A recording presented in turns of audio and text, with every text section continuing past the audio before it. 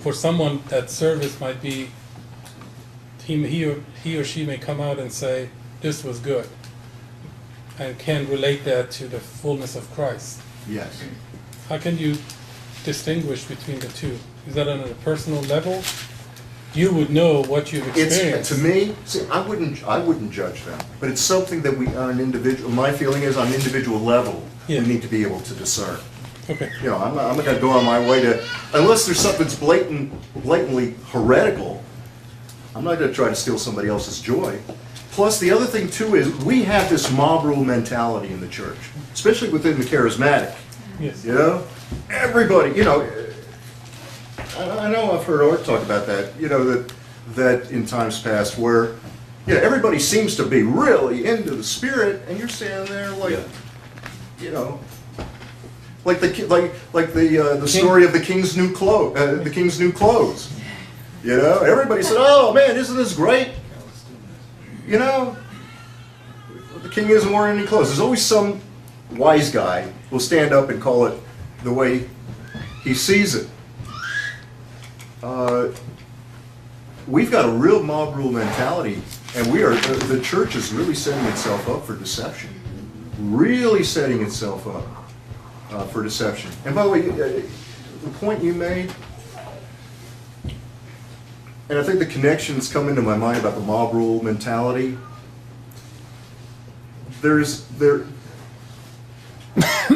We're supposed to be conformed to the image of God, not conformed to what jumping on the bandwagon. If you know, you can go to a church service, a gathering, whatever, and individually we get something different out of it. That's not only okay, but that's normal. That's normal. You might have one person that just, man, God just really spoke to me and I'm just so encouraged and joyful. Another one comes away with a broken heart. You remember the old Certs commercial? Well, it's a candy mint. Well, it's a breath mint.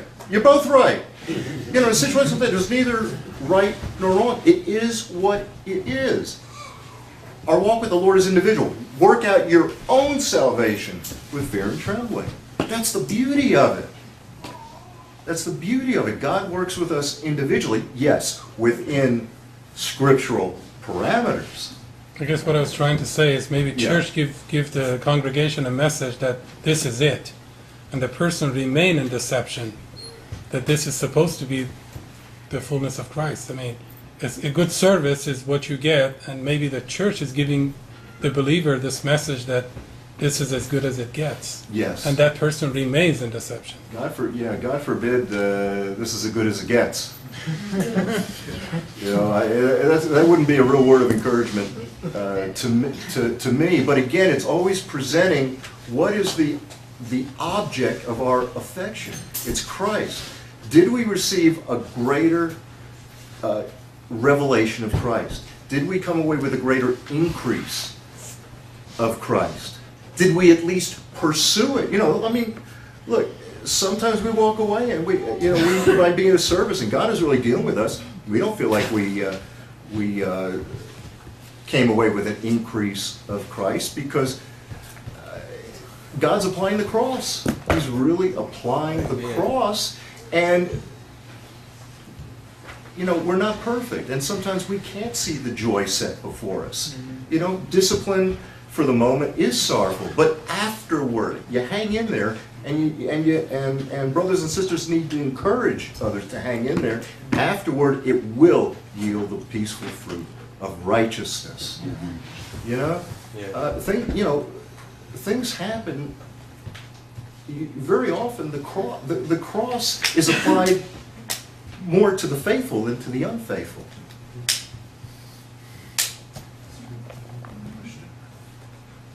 I just have something I've been thinking on the last couple of days. A couple of things you heard about foundations, and when the foundation is not solid and straight in the way it needs to be, and it builds up from there, and it ends up being talked about. Only hearing parts of this, I'm sorry, because I know.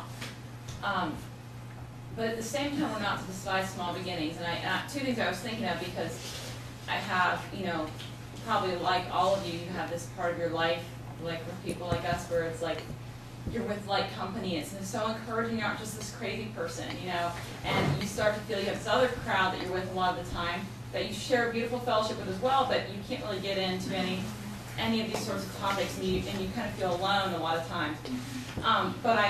And that's where the pride can set in, and then it gets discouraging because you want to share. And so just looking at the Spirit initiated, and when is it? Jesus went on the road to Emmaus, and he started with Moses and the prophets and went through everything and explained to them everything concerning himself. So there's a place for that divine instruction, but then there's also being sensitive to where a person's at. And I sometimes struggle. Is it intentional? I need to have a format, and sharing these things and trying to bring a person into, because I don't want their foundation to be off. I want to, and it's almost like you're primed from such a young age in youth group or wherever it starts in a Christian home, it's off from the beginning. But yet I've had things, people talk to me about books that touch their heart years ago that were sort of fluffy books that weren't real deep and theological, but that was the stepping stone they were on as they grew, and how that encouraged them on their way. And so you wonder, that was their small beginning, and how much is the Spirit working so we get it right, and how much do you intentionally get in there and try to find a way, an avenue into people's lives and hearts to help them with that, like Christ did in explaining it, and not to be forced, but. Well, I'm sure all these brothers, got a real good answer. I'll take a shot at it. I look at how Jesus approached people. We got these cookie cutter methodologies, the 4 spiritual laws, which definitely have served a purpose, But Jesus approached people differently. He discerned where they were. He took them where they were. Why is it, you had a lot of people asking Jesus questions. Sometimes he responded with tremendous patience and grace because he knew their heart. He knew they were really seekers. They really had a heart to know the truth.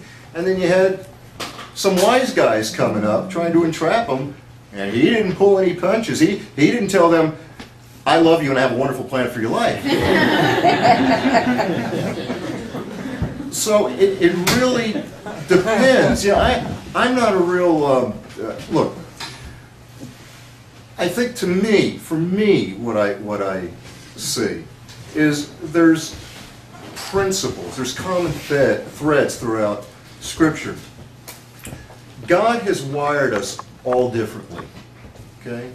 So if God has made us unique, think about when you put a collection of unique people together.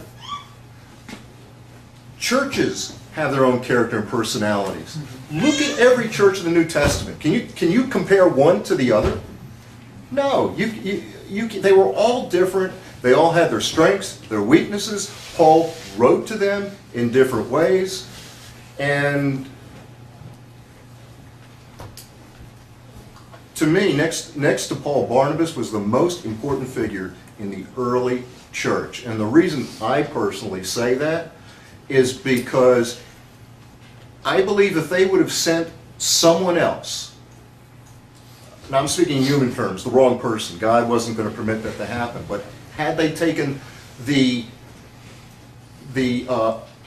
typical qualified person, like Paul referred to years ago, those purported to be the pillars of the faith in Jerusalem, I believe what he would have done was gone to Antioch and come with the attitude, I got the goods. Let me show you how we do it in Jerusalem, and would have turned it in the beginnings of the first denomination. It would have been a satellite church. They would have called it in so many words, Jerusalem North. And I believe that was the most crucial stage. You mean that split? What? No, not split. Barnabas went there, and instead of, it's ministerial malpractice. You have Barnabas going there, and instead of coming with an attitude that I got the goods, and this is how we do it in Jerusalem, therefore, this is how you're supposed to do it. You're talking about going to Antioch. Going to Antioch, yes. So, thank you. Going to Antioch. He stood back and witnessed what God was doing there. Didn't go in there in presumption. This is why I use the term ministerial malpractice. How about you have a doctor come in, doesn't take your pulse, no blood pressure, no blood work, no temperature, no nothing. Here's some medication. Here's the surgery that we're going to schedule for you on Monday. You talk about medical malpractice? Well, you've got the same ministerial malpractice that goes on. A real leader, boy, I use that term in big quotations, but anyone who has that kind of function, who I prefer to use the term a real spiritual father, whether an apostle, prophet, evangelist, whatever, they're going to go in, you've got to have a brokenness and humility to really be that at that kind of level. And you go in and let me see what God is doing with these people. It's not a one-size-fits-all. Antioch had its own personality and character. Ephesus, Corinth, all of them were different. They were all different. Now, there were fundamental building blocks. There was a foundation that applied to everybody. There were basic biblical principles applied to everybody. But there was a lot of elbow room, variations on a theme, how God wanted to work through the local body. It's having a different kind of respect for God's body. You're a steward. You're not a taskmaster, you're a steward. And so you're a caretaker for somebody else. And so you respect that body in humility. And Lord, what are you doing with this particular body? And let me work in concert with you. I don't know if I answered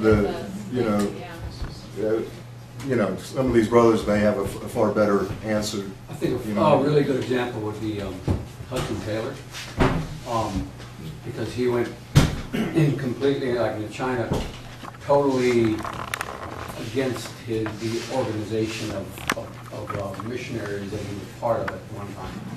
And he went in there and became Chinese. He worked, he didn't come and say, here, this is how you do it. Yeah. He became one of them, and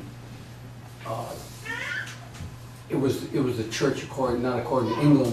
It was a church organic. It was organic. Yeah, it was Chinese, and it worked perfect. And as a result, I think his ministry it resulted in millions of Chinese coming over, and it was all because he humbled himself. He came in as a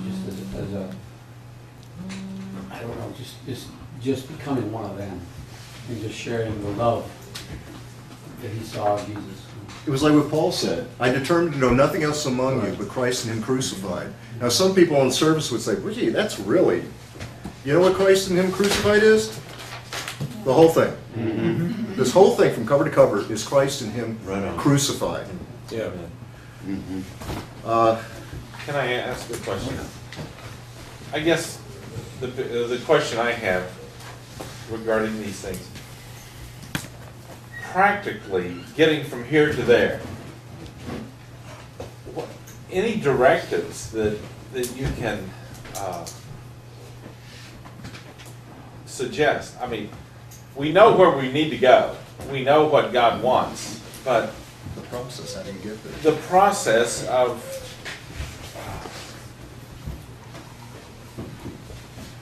helping to serve our congregations back home and help to mold them into what God wants them to be. Any thoughts on that? Well, that was sort of next up. Again, you guys can, not in the biblical sense cut me off, but because when you spent so much time on your own,